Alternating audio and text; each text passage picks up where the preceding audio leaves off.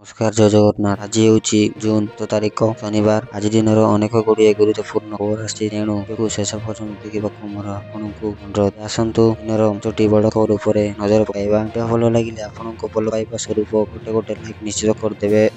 ଆସିଲା ପ୍ରଥମ ଖବର।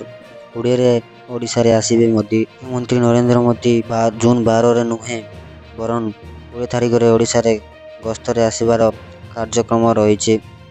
ଏନେଇ ରାଜସ୍ୱ ମନ୍ତ୍ରୀ ସୁରେଶ ବାବୁଙ୍କ ସୂଚନା ଦେଇଛନ୍ତି। ମୁଖ୍ୟମନ୍ତ୍ରୀ ମୋହନ ଚରଣ ମାଝୀଙ୍କ ନେତୃତ୍ୱରେ ଓଡ଼ିଶାରେ ବିଜେପି ସରକାରଙ୍କ ପ୍ରଥମ ବାର୍ଷିକ ପାଳନ ଉତ୍ସବରେ ଯୋଗଦେବା ପାଇଁ ପ୍ରଧାନମନ୍ତ୍ରୀ ନରେନ୍ଦ୍ର ମୋଦି ଜୁନ୍ 20 ତାରିଖରେ ଓଡ଼ିଶାରେ ଗସ୍ତରେ ଆସିବେ। ପରବର୍ତ୍ତୀ ଖବର।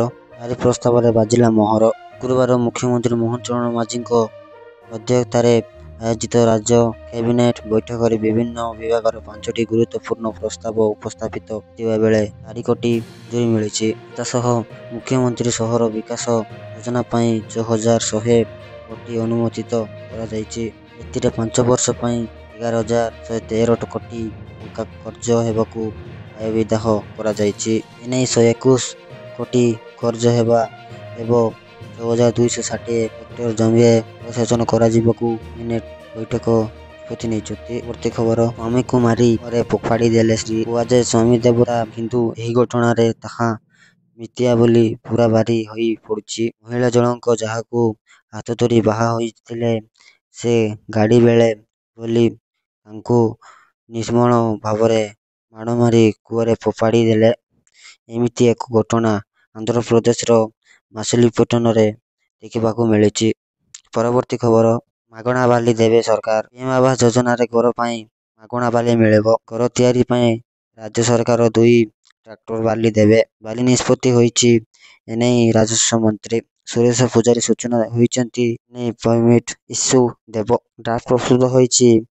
ବାଲି ଉଠାଣ ପାଇଁ ୱାଇସା ବଦଳରେ ଅନ୍ୟ ଗାଡ଼ି ବ୍ୟବହାର ଦେବ ବୋଲି ମନ୍ତ୍ରୀ କହିଛନ୍ତି। ପରବର୍ତ୍ତୀ ଖବର। 5 ପୋଲିସ ବାବୁ ସସ୍ପେଣ୍ଡ। ବାଲେଶ୍ୱରରେ 5 ଜଣ ପୋଲିସ ବାବୁଙ୍କୁ ସସ୍ପେଣ୍ଡ କରାଯାଇଛି। ଜଣେ ହାବିଲଦାରଙ୍କ ସହିତ 4 କନେଷ୍ଟବଳ ସସ୍ପେଣ୍ଡ ହୋଇଛନ୍ତି। କାର୍ଯ୍ୟରେ ଅବହେଳା ପାଇଁ ବାଲେଶ୍ୱର ଏପି ମାନଙ୍କୁ ସସ୍ପେଣ୍ଡ କରିଛନ୍ତି। କାର୍ଯ୍ୟ ସମ୍ପାଦନରେ ଅବହେଳା ଅଭିଯୋଗ ଆସିବା ପରେ ଏସ୍ପି ଏହି କଡ଼ା କାର୍ଯ୍ୟାନୁଷ୍ଠାନ ଗ୍ରହଣ କରିଛନ୍ତି। ପରବର୍ତ୍ତୀ ଖବର।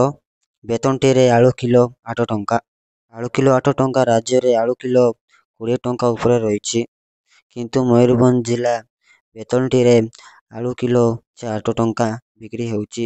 ଆଜି ସକାଳୁ ପଶ୍ଚିମବଙ୍ଗରୁ ଏକ ଆଳୁ ଟ୍ରକ୍ ଆସି ବେତନଟିରେ ପହଞ୍ଚିଲା। ଆଳୁ କିଲୋ 8 ଟଙ୍କାର ବିକ୍ରି ହୋଇଥିଲେ ବେପାରୀ ରାସ୍ତା ମାତ୍ର 200 ଟଙ୍କାରେ ବିକ୍ରି ହୋଇଛି। ପରବର୍ତ୍ତୀ ଖବର। କମିଲା ସୁନା ଦାମ। ଗ୍ରାହକଙ୍କ ପାଇଁ ଆଶ୍ୱସ୍ତି ସହ ଖୁସି ଖବର। କମିଲା ସୁନା କମିଲା ଦାମ। ଜୁନ୍ 7 ଅର୍ଥାତ୍ ଶନିବାର କମିଛି ସୁନା ଦାମ। 24 କ୍ୟାରେଟ ସୁନା ଦାମ 10 ଗ୍ରାମକୁ 97,970 ଟଙ୍କାରେ ରହିଛି। ଗତକାଲି ଏହା 99,064 ଟଙ୍କା ଥିଲା। ଏଥିରେ 1,630 ଟଙ୍କା ହ୍ରାସ ହୋଇଛି। ଗତକାଲି ଏହା 91,300 ଟଙ୍କା ଥିଲା।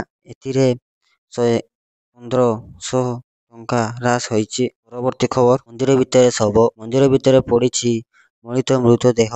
ନାରାୟଣପାଟଣା ସହରରେ ଥିବା ମାଉସୀ ମା ମନ୍ଦିରରେ ରହିଛି ଯୁବକଙ୍କ ଶବ। ମୃତ ଯୁବକଙ୍କ ପରିଚୟ ମିଳିପାରି ନାହିଁ। ତାଙ୍କ ଚିହ୍ନଟ କରିବା କଷ୍ଟକର ହୋଇପଡ଼ିଛି। ଘଟଣାର ସୂଚନା ପାଇ ମନ୍ଦିରରେ ପହଞ୍ଚିଛି ସ୍ଥାନୀୟ ପୋଲିସ ଟିମ୍। ମୃତଦେହ ମନ୍ଦିର ଭିତରକୁ କେମିତି ଆସିଲା, ତାକୁ ନେଇ ତଦନ୍ତ କରୁଛି ପୋଲିସ। ପରବର୍ତ୍ତୀ ଖବର।